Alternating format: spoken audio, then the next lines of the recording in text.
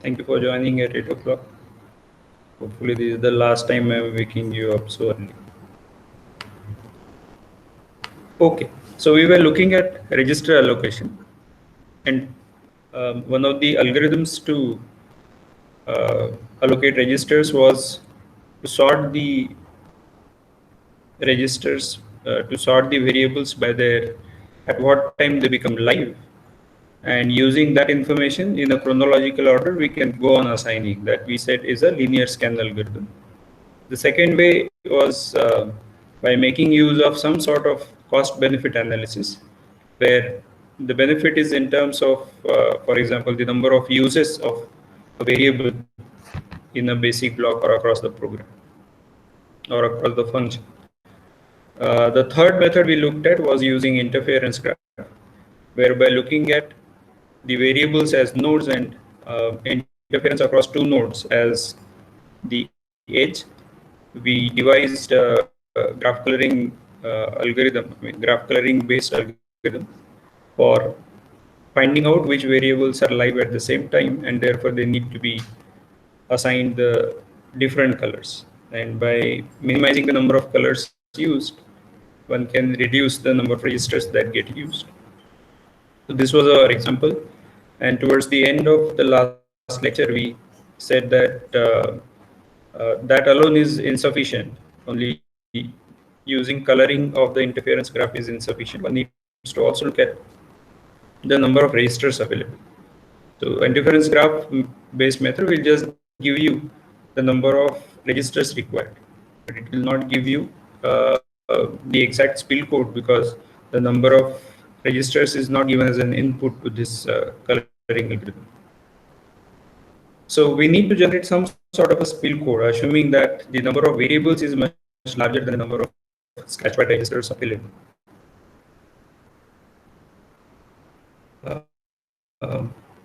So that is what is essentially a store instruction, as I have indicated here. So a store instruction needs to be generated, which stores a register into a memory location. And there is a memory transaction involved here, and therefore this is costlier than working only with registers. So we would like to reduce the number of memory transactions. We would like to reduce the number of I/O transactions from the CPU. After a register is spilled into memory, then that register becomes free. And once that is free, it can be used for loading value of another variable from memory. And as an example, if variables B and E use the same register, as in our example, that means that B is not globally assigned to R1. Right? So that essentially indicates that you are using some sort of local allocation. So we'll spend a few minutes on spilling. So spilling essentially stores a value from register to memory, and therefore it frees up that register. Two methods we looked at. One was local register allocation, which was within the basic block. So within that, what we need to look at is the maximum number of variables that are live at any program point in that basic block. If let's say that is number k and the number of registers is r, if k less than equal to r, you don't have to do anything. Right? So here, when we are talking about number of registers, this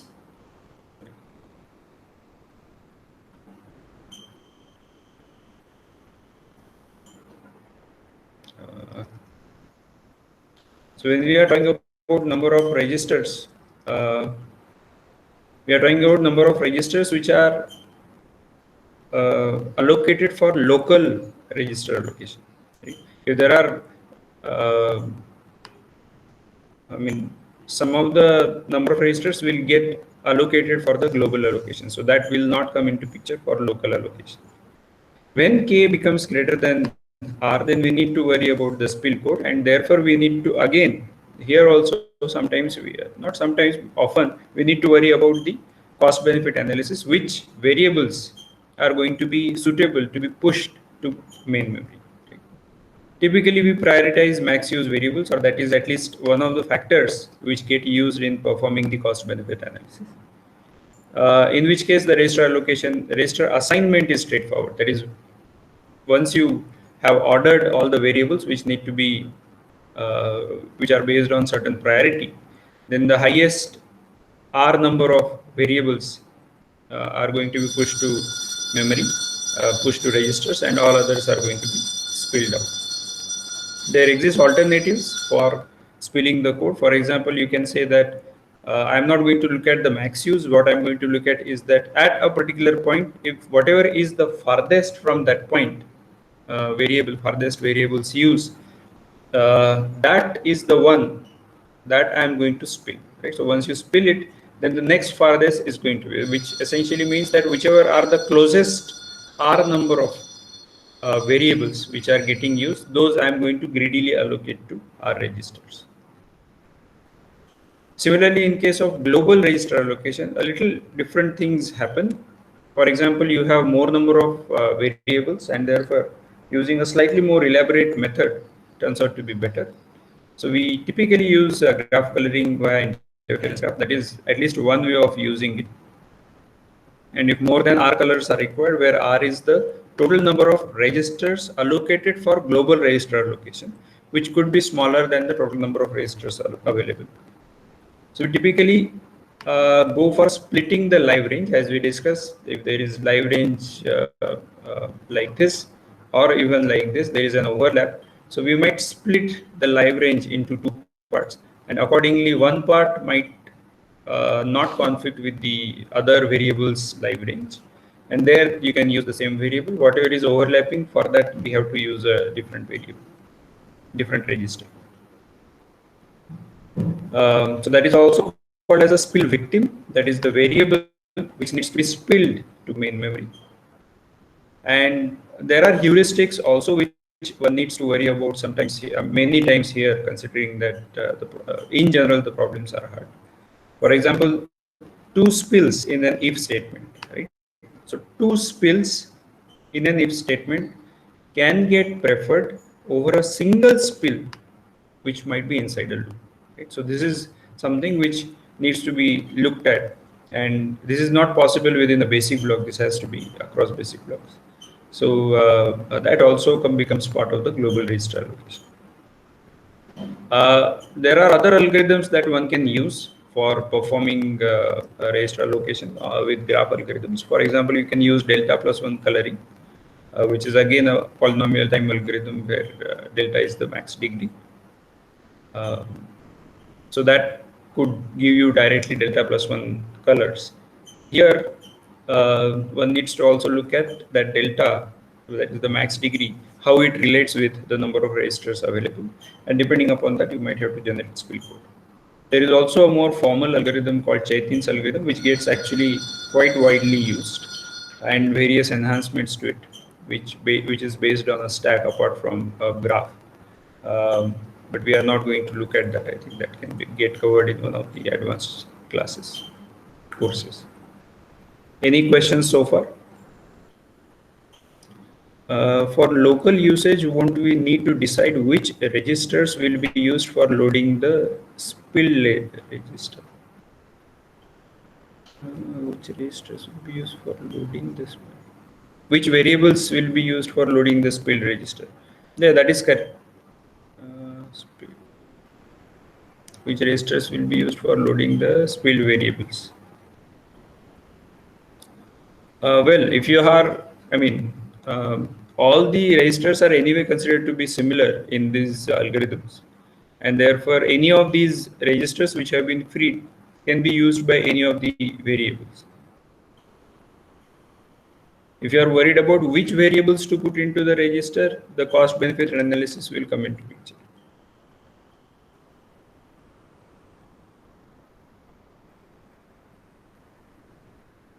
All right, so that was our discussion about register allocation, and let's look at the data flow analysis, which is the last portion of our course. So data flow analysis essentially means that your analysis, data flow analysis is actually a framework, right? It's not one analysis.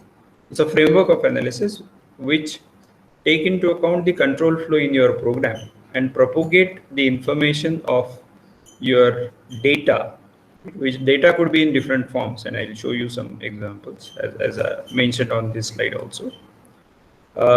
Typically within a function, but data flow analysis is applicable across the whole program also. It works with the control flow graph with nodes as the basic blocks and edges as the control flow. And the information gets propagated across these basic blocks. Very similar to what we saw in the live variables analysis. Live variables analysis turns out to be an instance of data flow analysis, which means that the framework can be instantiated to perform live variables analysis. But there are other examples. For example, constant propagation within and across basic blocks can be cast as a data flow analysis problem. A common subexpression elimination, where you identify a plus b is used twice, where a and b are not getting defined in between, then you can compute it only once and reuse that temporary in the second or later subsequent common sub-expressions. Dead code elimination can also be cast as a data flow analysis problem. In fact, there is a bunch of large number of analysis which can be cast as data flow analysis. Turns out to be an important portion and one of the places where research continues to hold in the domain of compilers. As you would have noticed by now, the grammar part is relatively easy and grammar part is also relatively frozen, and overall front end of compiler. So some people say, by the way, that compiler research is stagnant and so on. So what they want to say is that the front end portion is actually stagnant. The back end continues to thrive, considering that there are large number of new devices which are coming up. As there are architectural enhancements that happen, for example, you have GPUs these days or parallel machines these days, or you have asymmetric multi-core processors where there are some cores in your chip which are going to be fast and power hungry. And then there are some other cores on the same chip which are going to be slow, but they are going to be energy efficient. So this combination allows you to generate code separately for the faster cores versus the slower cores, right? So such cores exist. It is in mainstream, by the way. And then there are other larger variations of this. For example, you can have some parts of the course which use one ISA, another piece of code, another part of the course which use a different ISA. And there could be a range of these multiple ISAs. And the reason this is required is that many of the applications are becoming kind of interdisciplinary. And therefore, you need to adhere to all of these different constraints. And many of the chip manufacturers are designing cores, and they are mainstream, by the way, where you need to generate different ISA for different cores. And there is a lot of very interesting work happening in the architectural area. And as soon as new things happen in the architecture, new things are required in the compilers. So the backend portion is as interesting as it has been. So data flow analysis falls into the backend part. Optimizations analysis. This is where the compiler research currently continues. So as just to give you a very simple example, we have this control flow graph where there are 4 basic blocks, and there are assignments to A in 3 of these basic blocks. And then I'm asking if what is the value of B here, right, in the last basic block. This is something which can be a requirement in many analysis, and I would like to know what is the value of B. Definitely the value of B is going to be 1 of 2 and 3, but definitely not going to be 8 or any other way. This I should be able to find out automatically, and data flow analysis allows you to find this out. So this is just one example of how that can happen. Let's start our discussion with this particular problem, right? So that problem is called as reaching definitions problem. Again, one of the very fundamental problems, very similar to live variables analysis. So we say that every assignment statement is actually a definition. So whenever there is x equal to y, that means it's a definition to x and the use of y. And we say that a definition D reaches a particular program point P in the program, right, or in the control flow graph, So control flow graph and let's say function will be used interchangeably now. So if there exists a path from that point P just after that definition, right, to that, from that definition D to the program point P, such that that D, which means the variable which got defined in that definition, x equal to y, x got defined, x is not killed along that path. This has resemblance to what we did with respect to live variables analysis, but this is slightly different. It seems to be the reverse problem of live variables. For example, for live variables, we said that for a particular use, we went backwards, and that particular variable which was used, let's say y, that is live at all the program points until the definition of y, right? The first definition of y, and along any path. Similarly, here we are saying that along any path, if there is some definition, I start from the definition and then I look at all the possible places where that definition reaches because that variable is not getting redefined. So as long as there exists some path, therefore I should be able to go ahead and say that the definition reaches that particular program. Is the definition of reaching definition reaching you? Any questions on that?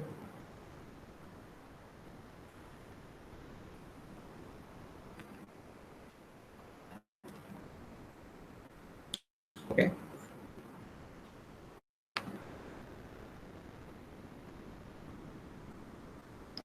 So let's take a slightly modified example than what I showed on the previous slide.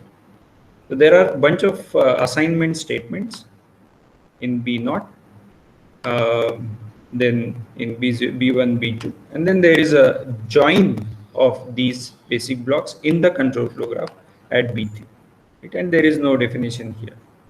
And I'm going to number these definitions D0, D1, D2 up to D6. That is probably going to help us keep track of it easily rather than writing the assignment statements, but it means the same. And the question here is, what definitions reach B3, right? So what will be the answer in this case? What definitions reach B3 in terms of DIs according to our definition?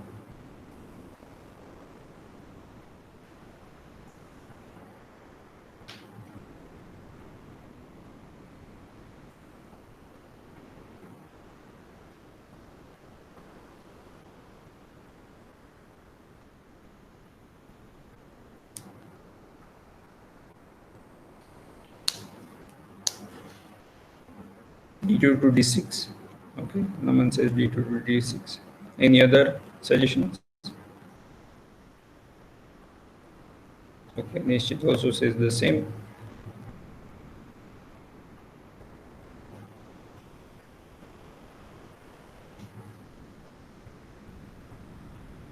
D0 also. Okay, let's check that.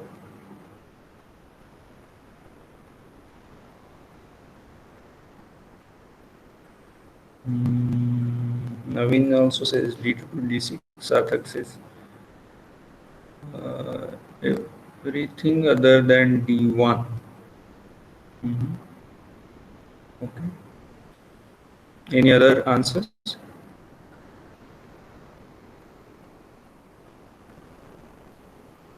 Okay. Venkat also says D2 to D6. All right. So let's look at Sai Chaitanya also says D2 to D6. Okay, so let's understand that from the definition alone, we are not performing any analysis automatically. We are just doing manual analysis. So as far as D0 is concerned, that is a definition to Y. And we are saying the definition should, just after the definition, whether, so this is our program point B, which is B3. Does there exist a path such that this particular definition reaches B3, that is that program point P, without getting redefined? So all the paths which go from D0 to B3 pass via D2, and since it gets redefined here, therefore D0 will not be able to reach B3. Does that seem reasonable?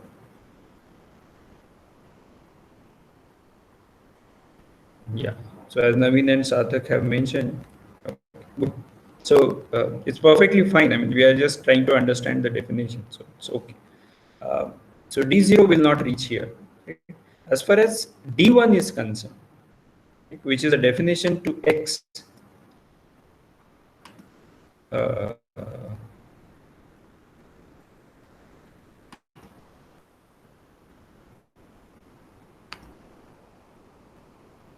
so as far as D1 is concerned, that is a definition to X. When you take, so that is not getting redefined inside B naught. So it definitely is reachable till the end of B naught. Then it takes either B1 or it takes B2. Along B1, there is a redefinition of X. Along B2, there is also a redefinition of X, and which means that D1 also does not reach B3. Right? It gets killed along any of the paths that it takes, and therefore D0 and D1 will not be part of the reaching definition set of B3. As far as D2 is concerned, this definition to Y, it gets redefined along the left-hand side path along by B1. As far as the right-hand side path is concerned, however, there is no redefinition of Y, and therefore Y equal to 11 can pass through B2 and reach B3, and therefore we say that D2 is reachable at B3. Similarly, D3, D4, and D5, D6 are reachable to B3, and therefore that becomes our D2, D3, D4, D5, D6 as the reachable set at B3. So while this is an information that we computed at B3 alone, we could see that we had to go first of all in the forward direction. Unlike live variables where we started from the use and went to the definition, here we are starting from the definition and going below. It is in the forward direction of the control flow graph. The second aspect is that we had to also compute reaching definitions at different program points. For example, we talked about D2, sorry.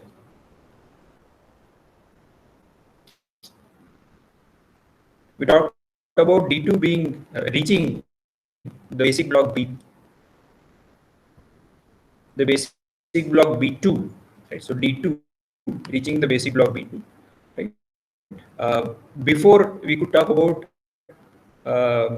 the definition reaching the basic block B3, which means that we were able to talk about whatever are the reachable portions, and therefore we need not talk about a single program point, but we can compute this information throughout the program.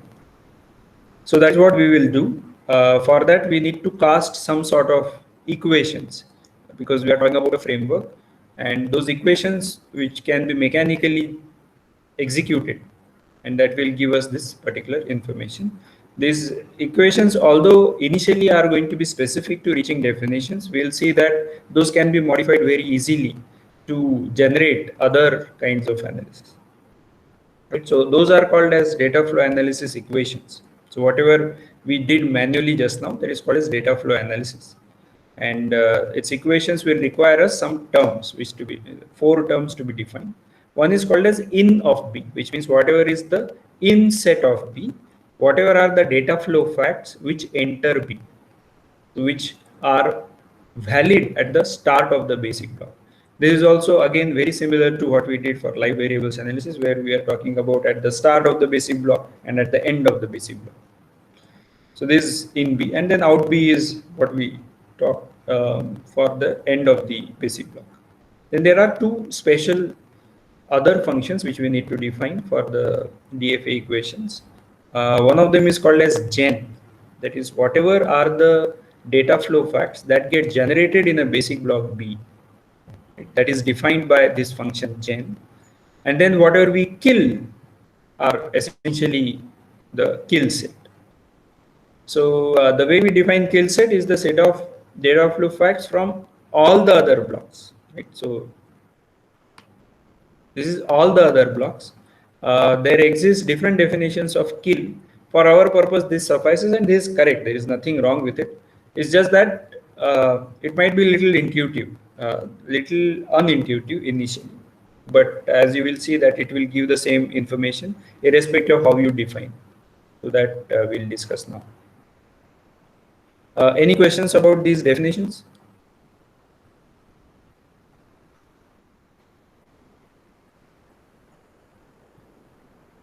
So as soon as we have these definitions, that means that we are going to talk about sets of variables. We are not talking about individual, not sets of variables, but sets of data flow facts. In this case, we say that a definition is a data flow fact because we are talking about reaching definitions and we are propagating the information of which definition reaches what program. In case of live variables analysis, what will be the data flow fact?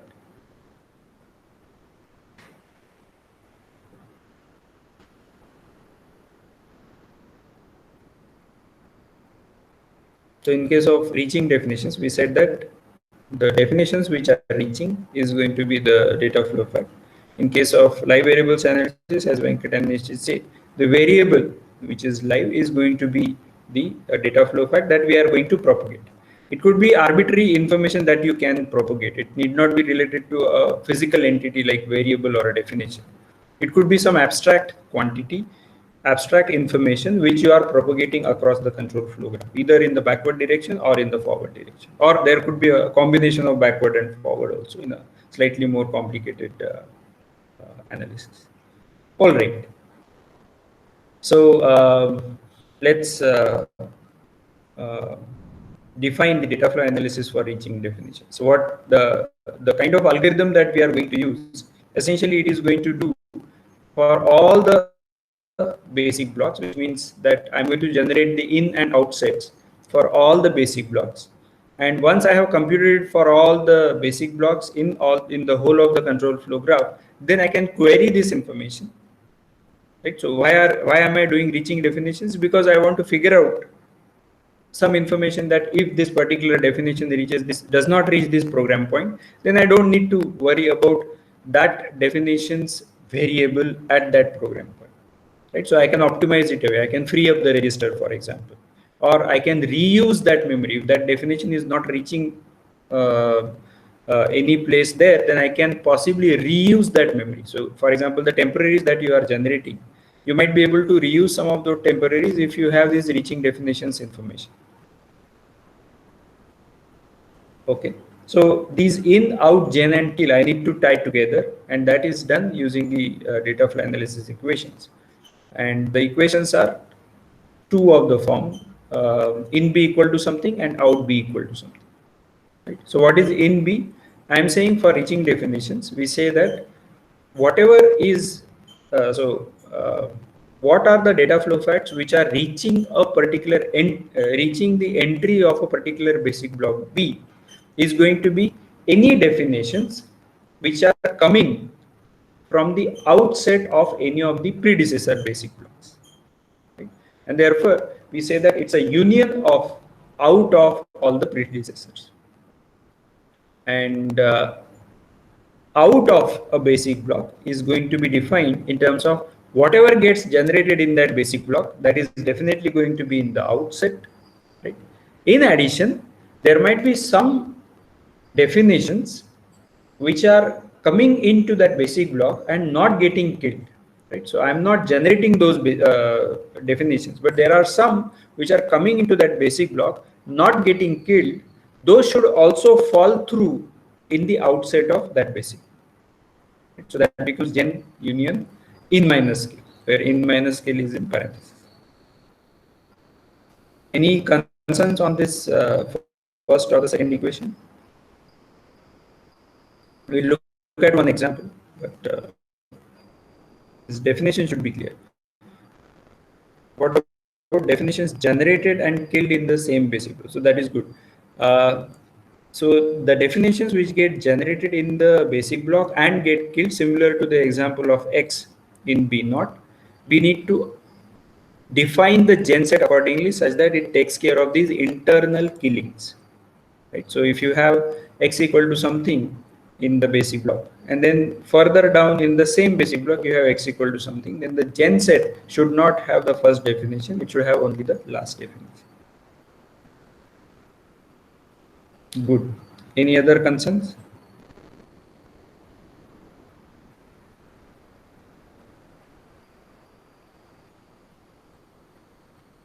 All right. So let's define this for our example. So this was our example. What is going to be the gen set for B naught?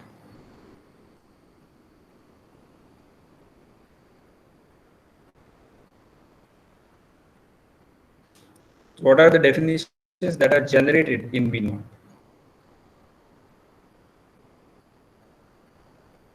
D1, D2.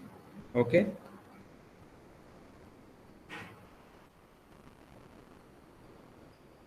Okay. So we said that D0 doesn't get generated, right? And it has to be between D0, D1, D2. D0 gets internally killed in B0, and therefore D0 does not reach the outset of B0, and therefore it should not be part of the gen set anyway. So D1, D2 should be part of gen of B0. What is the kill of B0? The way we define kill of a basic block is all the definitions, all the other definitions which get killed by the definitions inside B0.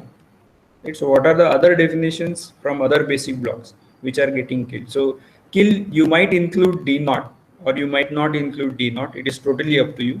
It doesn't change the answer because this is minus of kill. So D0 may be present in kill of B0, or it might be absent because you are not really going to push it into the in set. So that minus of kill doesn't affect it. Null set for the kill. Sarthak says D0, D1, D2 in the kill set. Okay. Okay, that means I have not explained it properly. Okay, so whenever we are defining certain variables, we say that it kills the definitions of all other variables. Although there is nothing flowing into B0, currently you don't know that. Right? There might be an incoming edge to it. In this case, it is not the case. So therefore, even if you say that it doesn't kill anything, you are still right. So that is technically, I mean, that is technically correct for this example. However, for when you might have some edge which is going from, let's say, here to here. In that case, we have to be careful. Right? So what is going to happen is that currently you are looking at only the basic block information. You are not looking at the information across basic blocks, and therefore, I mean, you have the complete program with you, but the propagation of information is going to happen now. It has not happened right now, and therefore we will say that whatever is the definition which is not present in this basic block, but it defines the same variable, those definitions need to be killed by this basic block, right? This is where the kill, the way we define the set, differs across books, but this suffices for our purpose. So we can say that since there are definitions to x and y in B0, we'll say that D3, D4 get killed by B0. Similarly, D6 gets killed by B0, but D5 does not get killed by B0 because there is no definition to Z in B0. You are right that D3, D4, that is basic block B1, does not have even a path to B0, but we don't know that because we have not propagated the information. We also don't know from B2 to B0 there is no path. Right? So therefore, we'll just discard any other definitions. Right? Does that seem reasonable? Any concerns on that?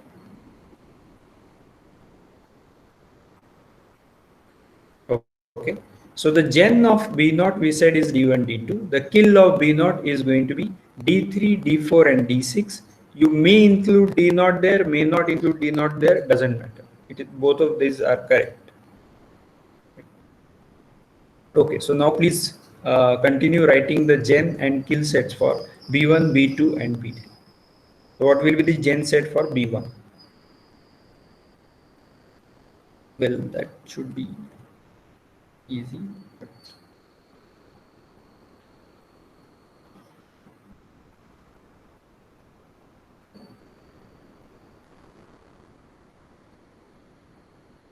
Okay.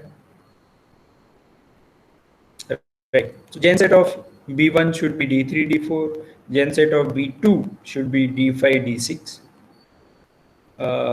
Genset of B3 will be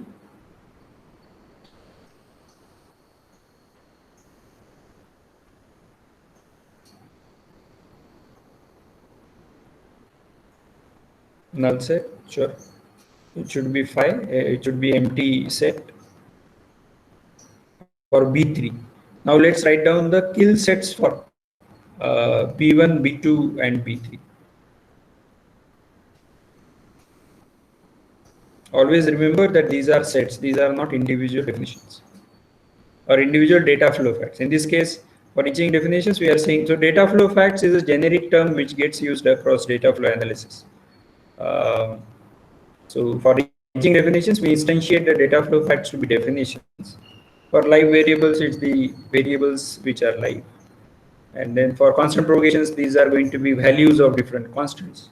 In case of dead code elimination, it is going to be whether a particular statement is reachable or not. Right? So if it is not reachable from main, I mean reachable from main, I should say. If it is not reachable from main, then you can say that that particular statement is dead, and therefore that dead code can be removed, and so on. So there are different kinds of data flow facts that you can have. For pointer analysis, you can say that what pointer is pointing to what memory locations. That could be a data flow fact. For parallelization, you might say that what are the statements which on which this particular statement depends. Right? If that set is empty, then I might be able to, or whatever is the elements which, whatever are the instructions which do not have any dependence between them, those could be executed in parallel. Right? So all of this are different kinds of data flow. Okay, kill set of B2 is D0, D1, D6. D0, D1.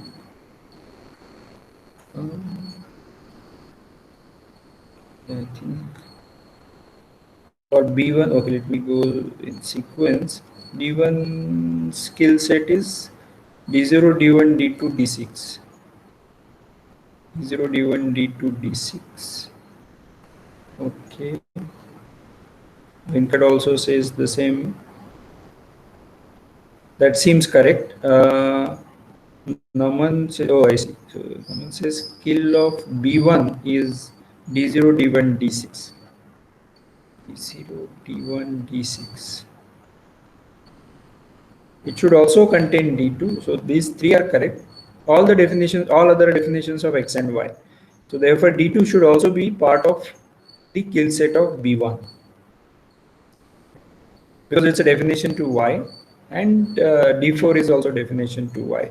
So therefore, if D2 passes through B1, right, which in this case is going to happen, this means that if definition of Y equal to 11 passes through basic block B1, then it is not going to be visible at the end of B1. It is going to get killed. Right? So that is what it means. Therefore, D4 should also be part of, D2 should also be part of the kill set of B1. Okay, then kill set of B2 is D0, D1, D6. D0, D1, no, I think that is B1. So which it says for basic block B2, it is D1, D3. D1 and D3. Yeah, that makes sense. Sure.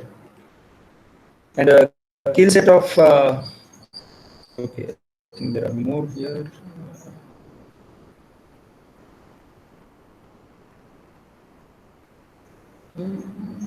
Not D3. Actually, D3 should be there. D2 should not be there. In the kill set of B, Oh no, Sarthak is talking about kill set of B1. Okay. And then second part it says D1, D3. Yeah, so Naman is asking D0 can never propagate. Why D0? Again, that is something which is definition specific. You can have D0 in the kill set or not have it. That is perfectly fine because it is getting taken care of by the internal killing. It is perfectly fine to not include it. I mean, it is more. I mean, it is okay to not include it. Even if you include it, by the way, it is not going to change the answer because the insets, none of the insets are ever going to contain that D0, and therefore in minus kill is never going to be in effect. So it is okay to include it or not include it.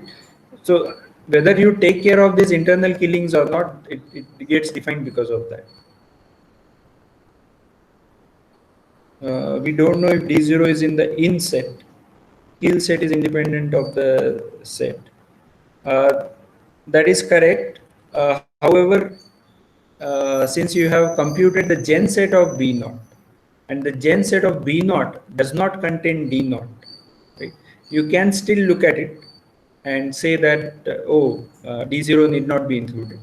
Otherwise, if you just stick to the definition that I'm going to just kill all the other definitions, then you can include D naught. It's not going to hurt at all. It's going to give you exactly the correct answer. Not a problem. Either way, it should be okay.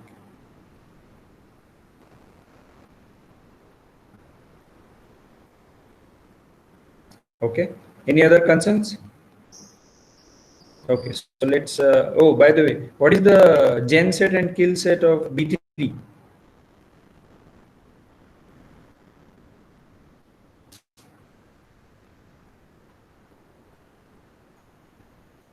Yeah, gen set we said is null set, but kill set should also be null set.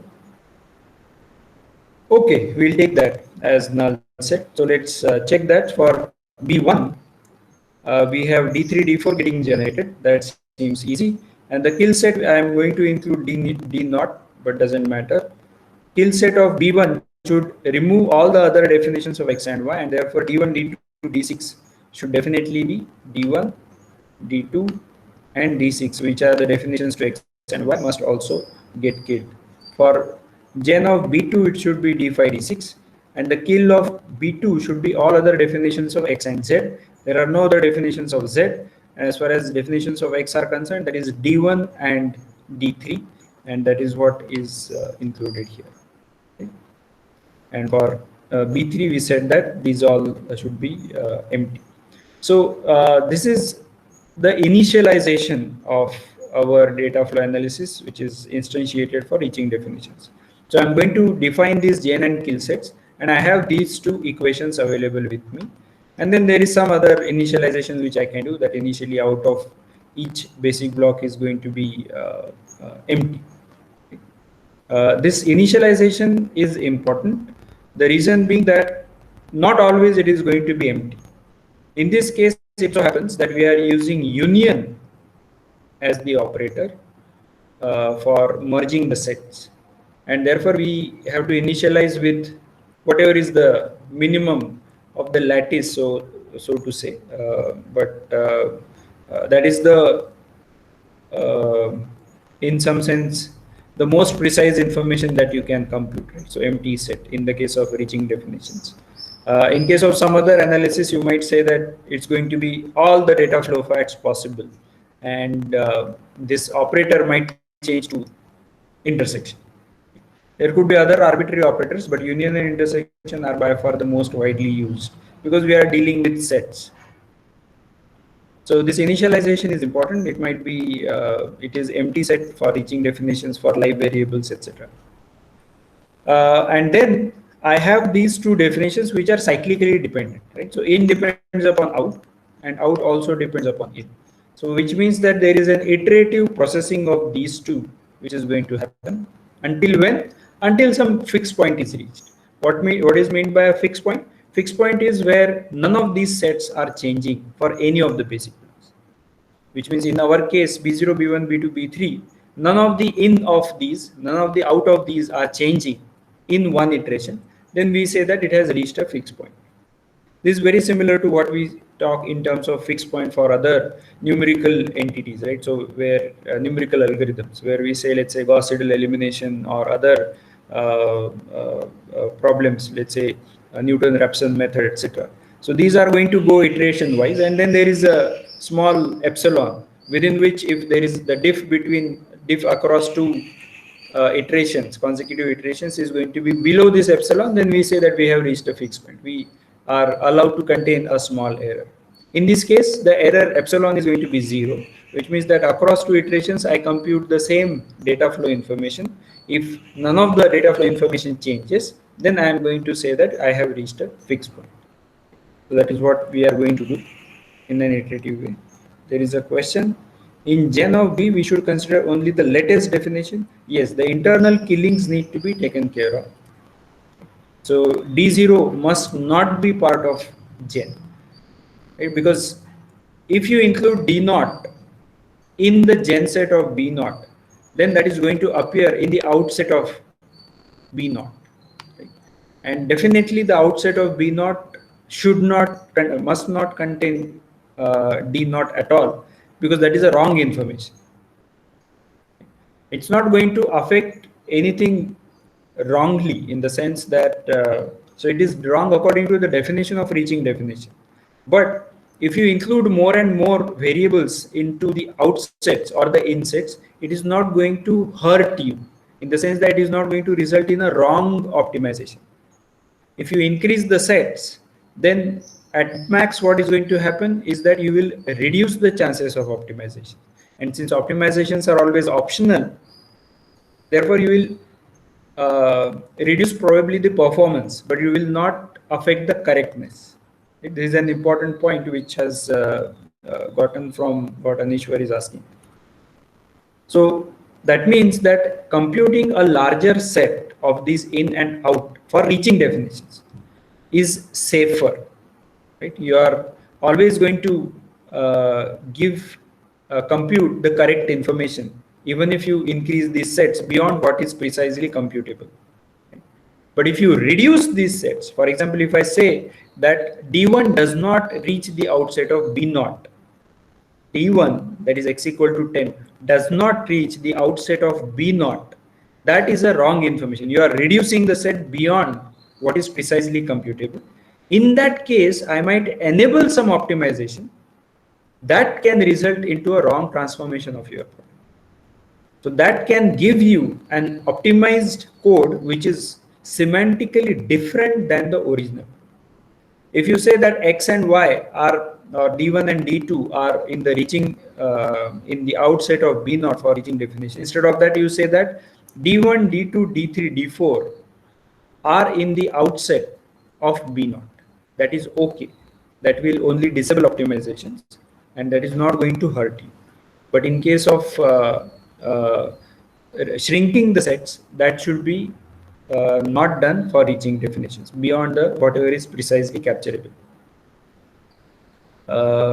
This is only for reaching definitions. In some other case, when you have, for example, intersection as the operator, increasing the set is a problem. Right? Decreasing the set will turn out to be okay. Right? So this aside, this is not something which we are going to further continue discussion on, but this is an important point. It has a relationship with the correctness of the program, correctness of the transformation. So to summarize, we have to consider only the latest definition in our case to be precise. Right? It will not affect correctness, but it will give you the precise answer. For example, in this case, I can say that across all the across all the basic blocks, the outsets contain all the possible definitions. D0, D1, D2, D3, D4, D5, D6. All the possible definitions are there in the outsets of all the basic blocks. This is a valid information. This is a correct information. This will not affect the correctness of transformation. It will just disable certain optimization. Oh, all the variables are reaching everywhere, and therefore, oh, I cannot reuse some memory, or I cannot reuse some register. It becomes a clique. All the variables are live at all the program points, and therefore I need those many registers and so on. So all of this is perfectly valid. There might be some additional spills you may have, but that is affecting only the performance, that is not affecting correctness. But imagine that I say that none of the definitions are reaching any of the program points, which means all the outsets are empty. In that case, I'll say that, oh, all the definitions are not, none of the definitions are reaching any other program points. Let me reuse the registers across all these variables, X, Y, Z, etc. That is definitely going to result in a wrong transformation. Any other concerns here?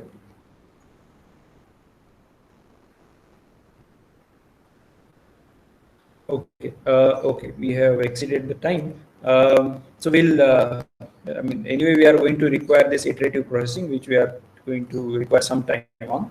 So we'll discuss that in our next class. And we'll meet at 2 o'clock today for our quiz. Right? It will be 90 minutes exam and similar to what we had for quiz 1. All right, see you, all the best.